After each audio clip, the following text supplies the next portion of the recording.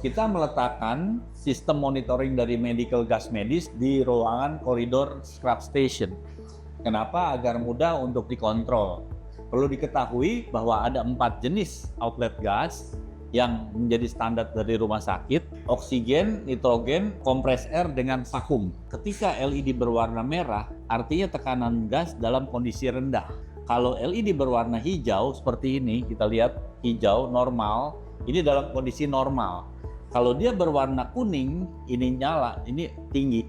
Artinya indikator ini harus senantiasa diperhatikan. Nah, berapa sih tekanan gas medis yang sebagai syaratan standar di rumah sakit? Range-nya antara 4 sampai 5 bar, seperti itu. Jadi kita tinggal lihat ketika dia ini rendah atau tinggi, dia akan mengeluarkan suara bip-bip. Sehingga nanti kita tahu bahwa ini harus di handling dengan baik. Kalau kurang ya kita tambah, kalau tinggi ya harus segera diturunkan. Di bawah ini adalah medical gas system shut off valve. Jadi kalau terjadi kebocoran gas ataupun mengeliminir daripada kebocoran tersebut, bisa kita kontrol dari sini. Nah, ada 2 sumber arus listrik dalam sebuah ruangan operasi. Arus listrik yang untuk medis dan non-medis. Nah, untuk yang non-medis, dari panel MDP ini langsung kepada panel AC. Tapi untuk yang medis, dari panel MDP ini masuknya ke UPS. Dari UPS ini, yang medis ya, listrik medis, itu masuk ke trafo isolasi. Jadi trafo isolasi. Baru dari trafo isolasi ini masuk ke PLC, ke ruangan yang terkoneksi stop kontak di dalam ruangan yang nantinya terhubung kepada instrumen-instrumen yang akan berhubungan dengan tubuh pasien.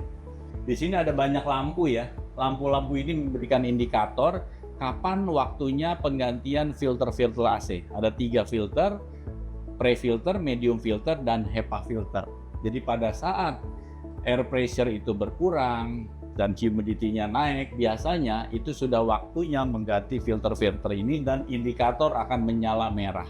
Sehingga petugas maintenance tidak perlu ngecek-ngecek masuk ke dalam ruangan, cukup melihat parameter-parameter dari sini baru dia melakukan pergantian. Demikian juga untuk intuitive smart control panel ini mirroring ya dengan yang di dalam ruangan. Petugas maintenance bisa melakukan pengecekan dari sini atas semua kinerja yang sedang berlangsung di dalam ruangan operasi. Baik, saat ini kita berada di koridor kotor ya.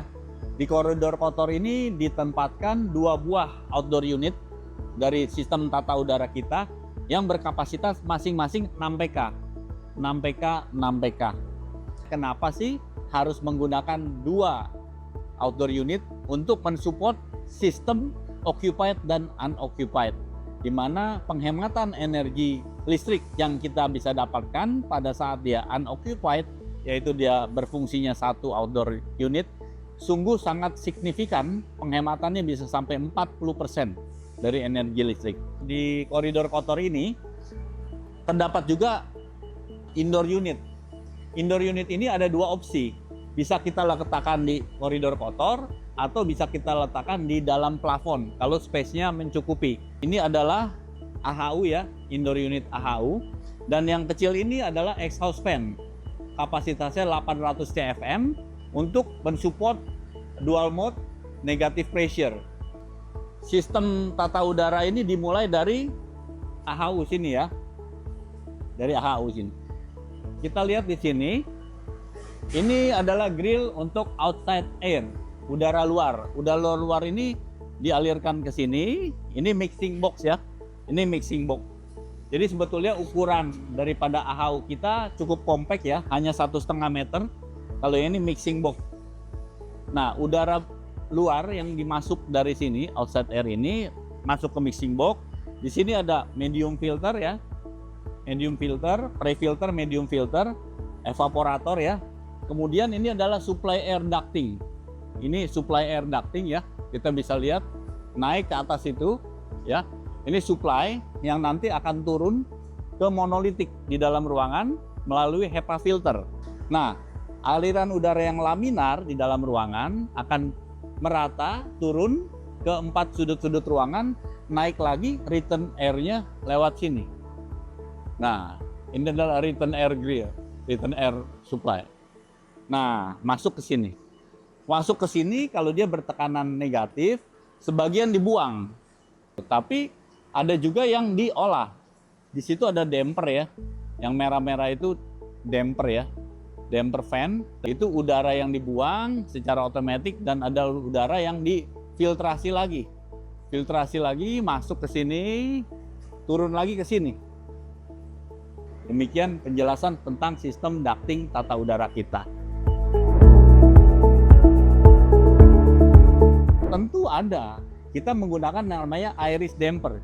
Iris damper ini gambarnya barangnya seperti ini ya.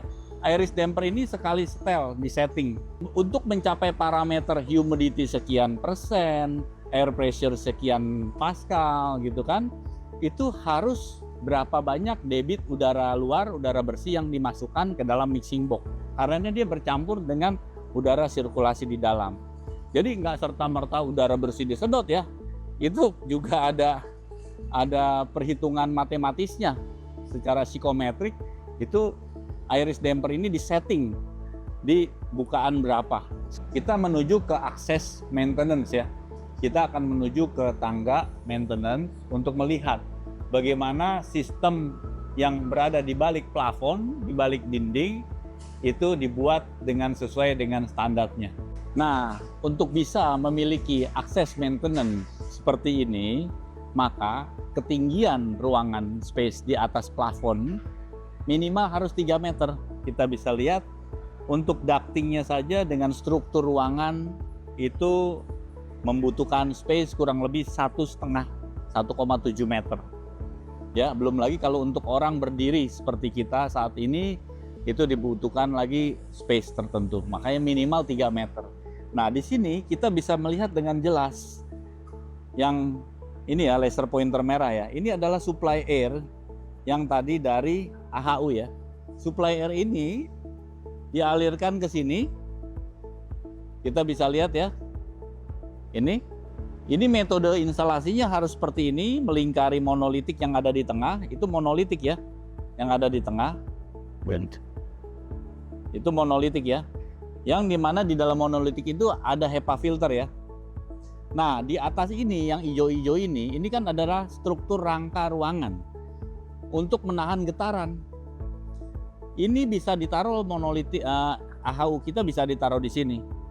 Tapi kami menggunakan alternatif lain. Tadi kita lihat di bawah, kita tempatkan AHU itu di koridor kotor. Karena untuk memiliki space seluas ini, rata-rata rumah sakit itu kesulitan. Struktur ruangan ini sudah ada poros pendannya 2, di kiri dan di kanan. Jadi manakala pendan anestesi dan pendan surgery sudah tersedia, itu cukup butuh waktu 2-3 jam saja untuk memasangnya. Karena dudukan poros pendannya sudah kita buatkan menyatu menjadi satu struktur ruangan. Kemudian ini adalah jalur instalasi gas medis ya.